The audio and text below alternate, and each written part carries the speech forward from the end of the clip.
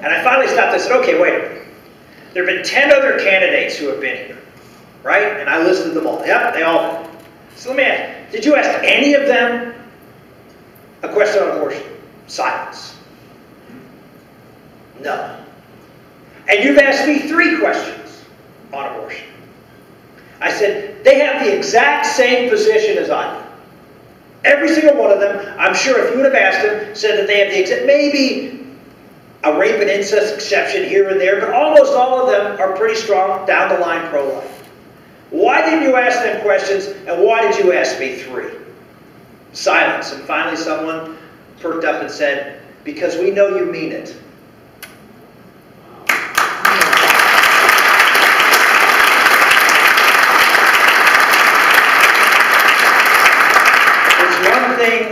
To talk, it's another thing to do.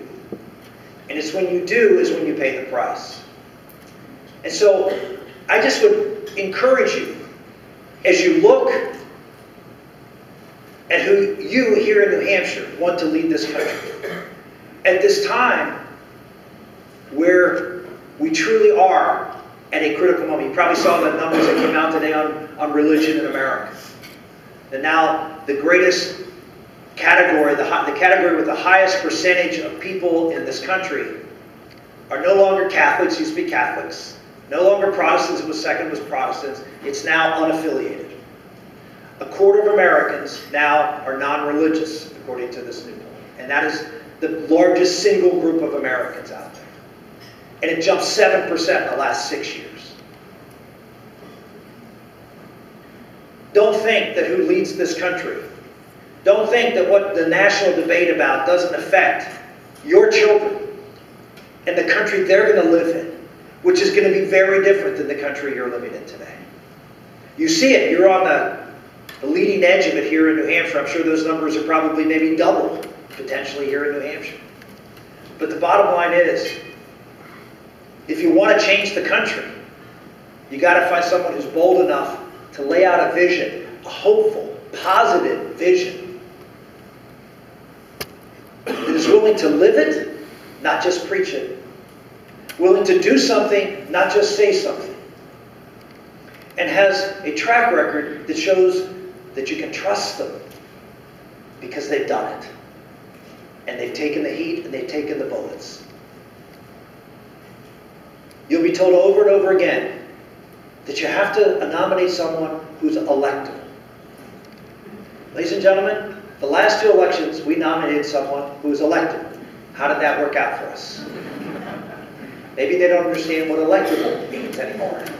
But electable means you're supposed to win. And we haven't won.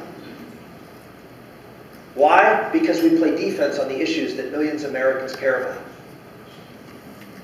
I know you're a lot of Pats fans here. I'm not sensitive, I understand right now. It's a very difficult time. I know probably some of you are in therapy at this point,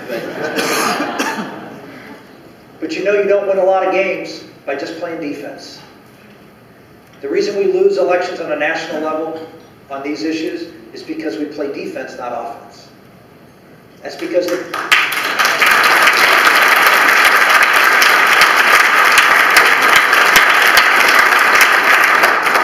people we nominate aren't comfortable playing offense, because they never have. Do you really want to put as your new quarterback some guy who's played defensive lineman all his life on this issue? That's what we do. And then we wonder why they can't complete any passes or why they fumble the snap.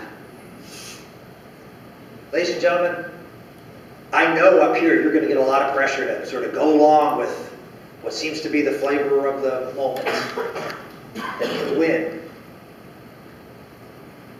Here's my question. What do you win? Does America win? It's up to you. God bless you.